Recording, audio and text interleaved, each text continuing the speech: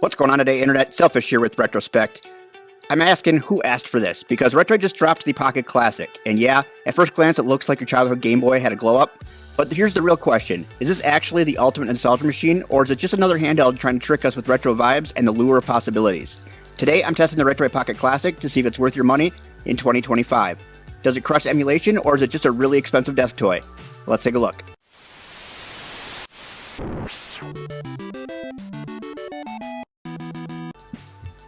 Before I unbox this, I did get this from our friends over at AliExpress, and there's all the codes and everything down in the description below. I do have my own AliExpress codes, but we're going to talk more about that later in the video. First off, what we're going to do is we are going to unbox this bad boy. And it is in your traditional Retroid box with, wait for it, magnets. I love how their boxes have magnets. Classic. You know, I always say classic in real life, IRL, and that made me laugh. All right, so it looks like your Retroid box here. We did get the Pokemon colored one, so let's take a look at that. For somebody who doesn't play Pokemon, I collect Pokemon stuff, so I think it's cool. So what do we got here? So we do have an after-service guarantee from the seller that was on AliExpress. They also did include a screen cover again, which again I ordered screen covers because I didn't realize that the seller was going to include the screen cover. So that is a very, very cool thing right there. We do have the card here. This does actually have all your specs on it. It's interesting. You would think that you would know the specs before you bought it, but maybe if you found this on a shelf somewhere in China, you wouldn't know what was actually in here. And the spec card would be great. And I also think it just looks classy. So that's right there. All right. We do have the handheld. We'll put that off to the side. We were inspected today by number 6, and we did pass. Thank you, number 6. That probably means June 2025. That's what that means. That's not their inspection number. Well, this one doesn't have an inspection number. Well, that's fine. All right, and then also in here, we also have a USB A to C cable for all your USB needs, mostly going to be for charging. This one does not have display out, and we'll talk more about that as we go along, too. Get it out of the way. Now, let's take a look at this beautiful Retroid Pocket Classic. Oh, man, I've been just sucking at this lately.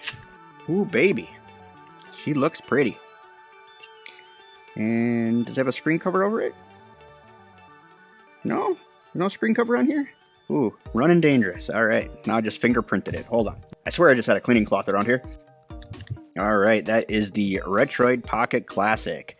Let's go through the I/O here real quick.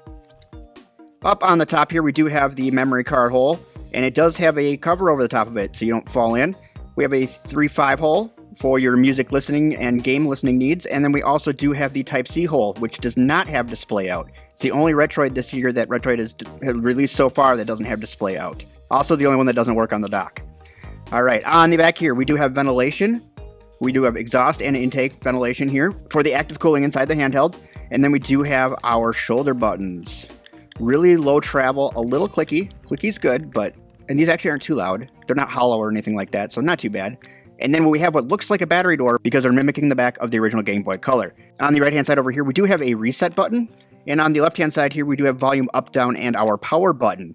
These are on the wrong side, I think. Usually with these handhelds, they're going to be on the right. For some reason, these are on the left. On the bottom down here, we have nothing again. And then we brings us to the front. On the front here, we do have a 3.92-inch AMOLED display. They went all in on this handheld, and for the price, you can't really beat it with an AMOLED display that's got a 1240 by 1080 resolution at 60 FPS. We do have our traditional Game Boy Color buttons and D-pad here. This is more of a Retroid D-pad. It doesn't feel like the Game Boy one at all, as well as the buttons. They pretty much have been using these same buttons and D-pads in a lot of things. It's definitely a serviceable setup we got here. And then we do have our start and select, and we do have a home button here.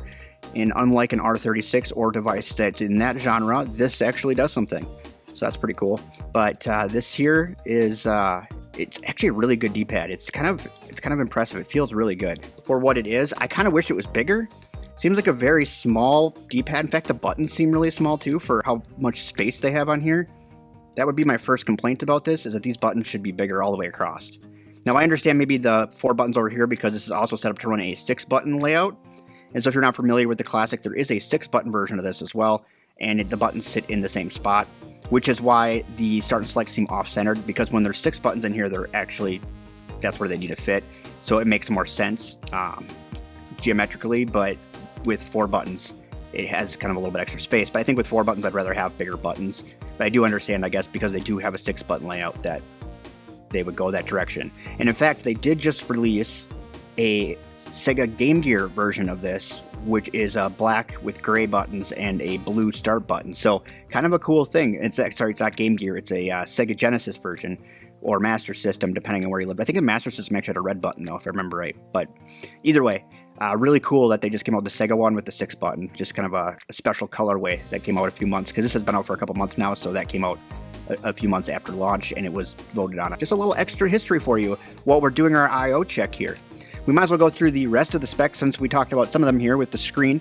This does have a pretty powerful processor for a handheld of this caliber. It is running a Snapdragon G1 Gen 2. It's also running an Adreno A12 GPU. Now that is not a very strong GPU for how powerful the CPU is. Kind of an interesting combination to have such a powerful CPU and kind of a mid to lower mid GPU on there. Now these do come in 4 and 6 GB RAM configurations. This one here is the 6 GB version, and that is LPDDR4X at 2133 megahertz. And then on top of the 6 and 4 gigs of RAM, those variant-wise have a 64 or 128 gigs of eMMC 5.1, and then you obviously have a memory card hole up here that we talked about while we were going through the I/O. For connectivity, this also does have Wi-Fi. It'll be Wi-Fi 5, and it does have Bluetooth 5.1. So if you want to do audio or controllers, anything like that, that'll work over Bluetooth 5.1. We're going to try a controller out here today. I haven't done that yet, so we'll figure that out here. Now, we do have a front-firing speaker right here, and we do have that 3.5mm jack on the top for all your audio needs. We do have this OTG port, but again, it does not have display out and active cooling. This does run off a 5,000 mAh battery, and it is insane how long this battery lasts. It is crazy. If you have a full battery and you turn it off part of the way through the next day, you turn it on because you want to play a game, you'll lose 2 or 3%. I mean, it's just insane, and it does do rapid charging at 27 watts, so even if you do run the battery down, it takes about a half hour to charge this thing back up. So it's not bad at all. That expandable storage that we talked about, that can go up to 2 terabytes. So pretty cool stuff we got here. It's a very, very interesting little handheld. It's extremely powerful for how big it is and what it's being kind of replicated of. Because the Game Boy Color was not a very powerful handheld. And with having something like this where you can play your Game Boy Color all the way up through your other systems, is pretty flippin' phenomenal. This is a really fun little guy to have. So now that we went through it, we obviously know that it looks like a Game Boy. Let's actually poke around on it with our greasy gamer fingers. And we got her turned on. So, like I said before, the buttons feel decent enough. The D-pad's fine. The shell on here feels super sturdy, and the screen is freaking phenomenal. We're going to call this a 4-inch screen because it's just easier, and it really is pretty much a 4-inch screen. And this thing with this AMOLED display is way brighter than your actual Game Boy ever dreamed of. So I did get it all set up and everything like that, and upon boot up, you're greeted with Android OS. It's not awful, but it is like scrolling through endless emulator icons, like you're browsing through Netflix, and you're just going to go back and rewatch The Office. I started foldering everything, so I have all these folders here now, because as you're getting this thing set up, I mean, it just has a million icons, or, a million applications, and if you do actually set it up through the Retroid setup, it will install all those on here. Now, I just kind of skipped over that. I do have, and I think I'm going to publish this at some point, I've created a JSON file for Obtainium that will really just download everything you need. If anybody's interested in that, leave a comment down below. I might see if I can't host it on my website, and that way you could just download it and it'll be up to date all the time. It'll just tell you outside of the Google Play Store, because I know a lot of people that watch these videos are not using the Google services, just so they save on some of that back-end memory, or they would just want more up-to-date versions of the applications. And since they're usually updated through like GitHub and stuff before they are in Google Play, you have an opportunity to get them updated faster. So if that's something that interests you, let me know down in my thingamabob, and I will try to figure out how I can host a JSON file with my Obtainium load up in there. Then all you have to do is upload that JSON, and it would actually just install, I don't know, the 30 different things that I have it install. But anyways, because it is Android, there are some quirky things that kind of remind you that it's Android, whether it be just trying to find things, or like I said, you have mountain applications you need to hide or delete, depending on what you want to use and what you want to lose. You have to go through all that kind of stuff. So it does have some of those stupid, quirky Android things. If you decide you don't want to go to Google Play, you still do have an option on here not to use the Play Store. If you don't activate the Play features, you obviously aren't going to have any of the issues that you can get with Google Play as far as robbing your memory. Now, keep in mind, you're not going to be able to play a lot of Android games without being in Google Play, because they do kind of use it as an anti-cheat for Call of Duty, Horizon, stuff like that. They use that as kind of an anti-cheat. So just be aware that if you want to play the Android games anyways, you're probably going to end up being on Google Play. But if you want to play anything else, it doesn't matter. But those kind of quirks do kind of remind you that this isn't as polished as like something that would have come from Nintendo, and it's kind of more open source, but this is way cooler because of that too. So being able to get around on here is one thing, but the real question is, with all the nostalgia that it brings, can it play games? Because nostalgia doesn't save you from like a 12 FPS if it can't run the games correctly. And the answer is yeah. And we're looking at gameplay here as we go along, but Game Boy plays it perfectly. GBA, very smooth. SNES, absolutely. So it nails those nostalgia kind of games to the core. Like the things that you'd think you'd want to play on here definitely work out very well. Now, there's obviously going to be the 3D systems, which may be harder to push, like your PS1 plays it no problem. N64 does a surprisingly good job of N64, though a little tricky without a joystick. Dreamcast works, but again, without a joystick, it can get tricky. You do have this option though here from the menu, where you can come up here and you can enable virtual joystick, and if you hit that, then your D-pad acts as a joystick. Now, it doesn't change the fact that you still have the same pivot points, but it does act as a joystick for games that do require it. And if you try to play a game that requires a joystick and occasionally still needs to use the arrow buttons, you can get away with it. I've tried it. It's not exactly fun, but if you don't have to be switching stuff or like medding yourself all the time, you can usually get away with just like quickly flipping down, hit the button real quick, go back in, we're back in a joystick mode, we're playing our FPS, whatever, and we're shooting. But then you got to go back over, because when you take medicine, we have to hit the up arrow, so we go back over, we hit the up arrow, we took our medicine, now we got to go back over. It is possible to do, and I'm hoping that somebody has a better way to do it than that. I haven't honestly really looked that much into it because I've just never really done it. I do use the D-pad as a joystick in my Trimming My Brick all the time, but I'm also not trying to push it nearly as hard as I'm trying to push this. I'm really trying to see what this thing can do. So here we are in Game Hub. I've got a lot of stuff set up in here, and I have a lot of stuff that doesn't work in here too. But I have now finally, after, about a week and a half going through different drivers, I actually have found some that work. So I've got minimal working drivers now, but we can use them in order to get better emulation in things like Game Hub through your Steam library, or if you want to play Nintendo Switch or Wii U, anything like that. This is not a great handheld for Wii U, by the way, but I mean, it is an option that would be available, and they also use those same drivers. Maybe PS Vita might be a better example, but you can use those drivers for a lot of those different systems. I have found that Nintendo Switch is really fun to play on here. It's really hard to find games that work, like extremely hard. But then when you think about what you'd want to play on here, the indies that look like they're old retro games, because that's kind of what this feels like it should be for, they work just fine. No problem. I don't have any problem with any of those indie games that look like they're retro games. In fact, I'm kind of a heathen here too, because I just have it play on 4x3, so it's pretty much full screen. It stretches it a little bit. It looks just fine on here because the screen's not huge. So you're not seeing any of that weird, goofy stuff you normally see around the edges when you start to stretch stuff out. You're not getting any of that here. So it plays really well. Oddly enough, because the GPU is pretty unperformant, or underperforming, or maybe it underperforms. It's not a very powerful GPU anyways. You can't do a lot with shaders and stuff on here. You can get a little bit away with it, but you can't get too far with it because it just doesn't have the juice. And honestly, the games get so sloppy that the juice just isn't worth the squeeze at that point. Instead of enjoying it in the old CRT ways, you might as well just enjoy it in the crispness you get out of an OLED, because let's be honest, it's got a beautiful screen on to begin with. Enjoy that part of it. So I don't know if I had a little gameplay going, but I have a couple games that were requested, so I'm going to throw those up here on the screen just so you can see how they play. Not everything's going to play perfectly, like I said, but at least you'll get an idea. You'll know I'm showing you because it's not all perfect, but just a couple games that had been requested that I did own, I figured I would give you guys a gander, and so you can kind of judge if this is going to be the right handheld for you or not, if those are specifically the games that you want to play. And it's like I can't have that handheld if I can't play these games. Hopefully this helps you out. Real quick, before we actually get into the gameplay footage, I just want to give another shout out to AliExpress for hooking me up with this Retroid Pocket Classic for a fair and honest review. And they didn't ask me to say this, but right now they are running a crazy back to school promo, and handhelds are included. For whatever reason they would be included, I'm not sure, but who cares? Let's take advantage of the deals when we can. And up here on the screen, you're seeing the Retroid Spec discount codes. Yes, that's right. We do have our own discount codes. If you didn't know that already, use those codes. You can actually use them on top of the promos that they're already running on the website. So thank you again, AliExpress. And everything you're going to need is also down in my thingamabob, the codes, the links, all that kind of stuff. Now, let's take a look at this requested gameplay footage.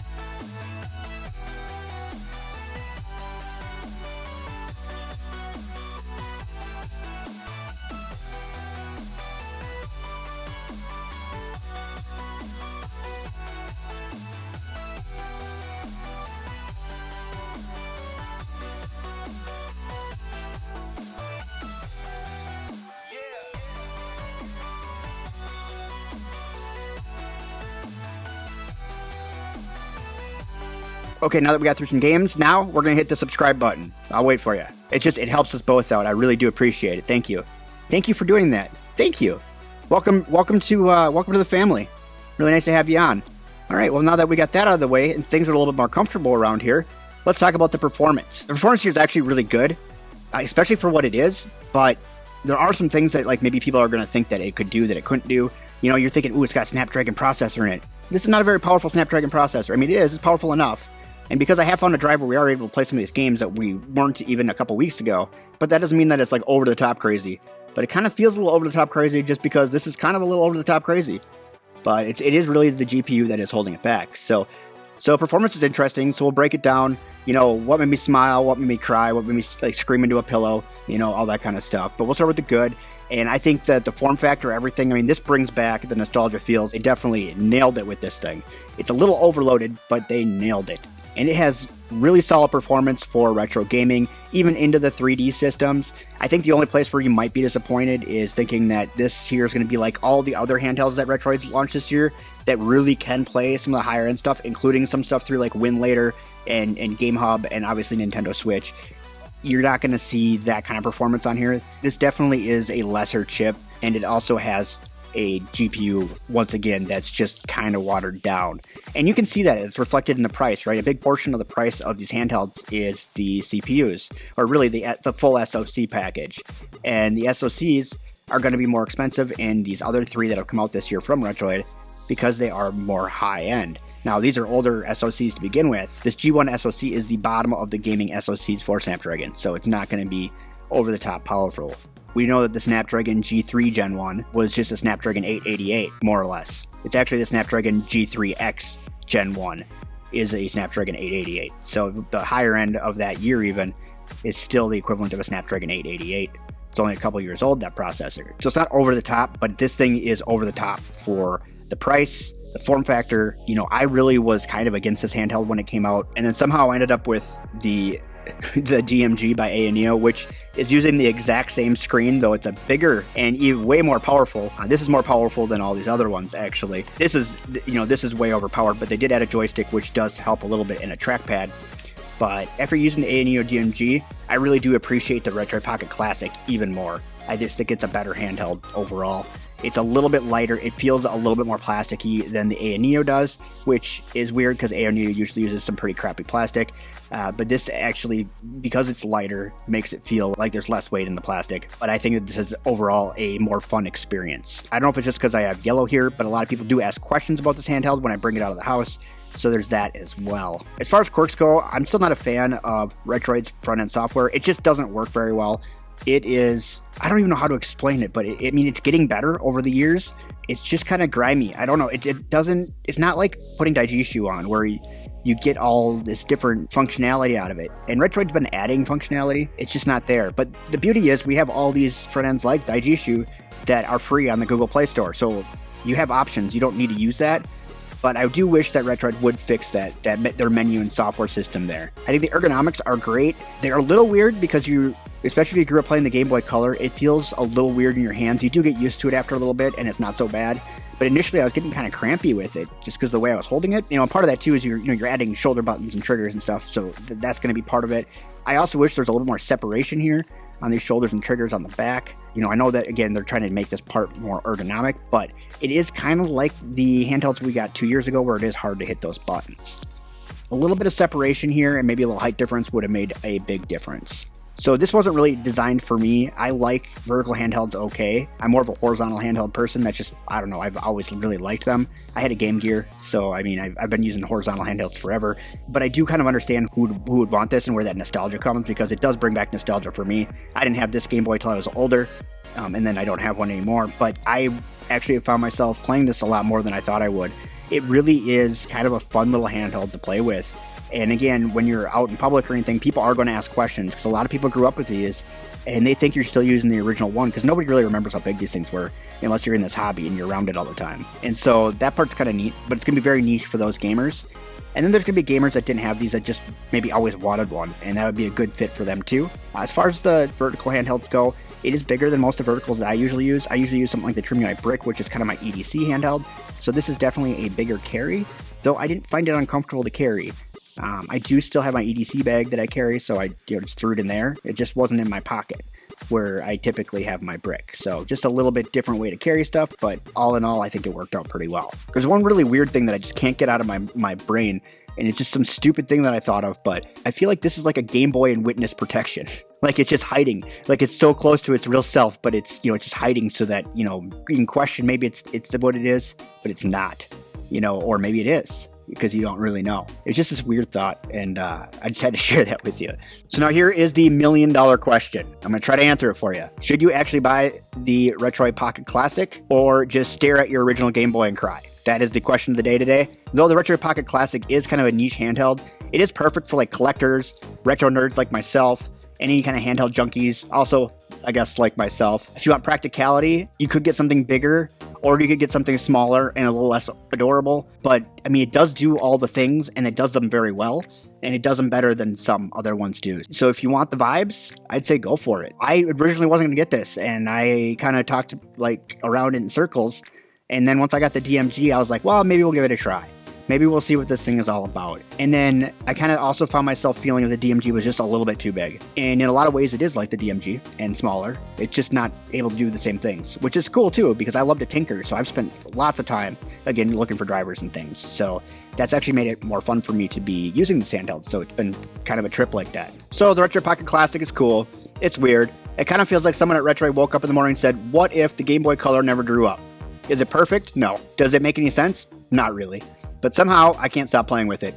So they're doing something right. If you're looking for a handheld that screams nostalgia while running emulators for more modern games, this might just be your jam. And if not, hey, at least it'll look cool sitting next to your Funko Pops on the shelf. Smash that like button down below if you enjoyed the chaos, subscribe for more retro handheld reviews, and drop a comment and tell me whether this is a legit Game Boy Color replacement or just a handheld trying to do cosplay. I'm off to test some more drivers on hardware that technically shouldn't exist.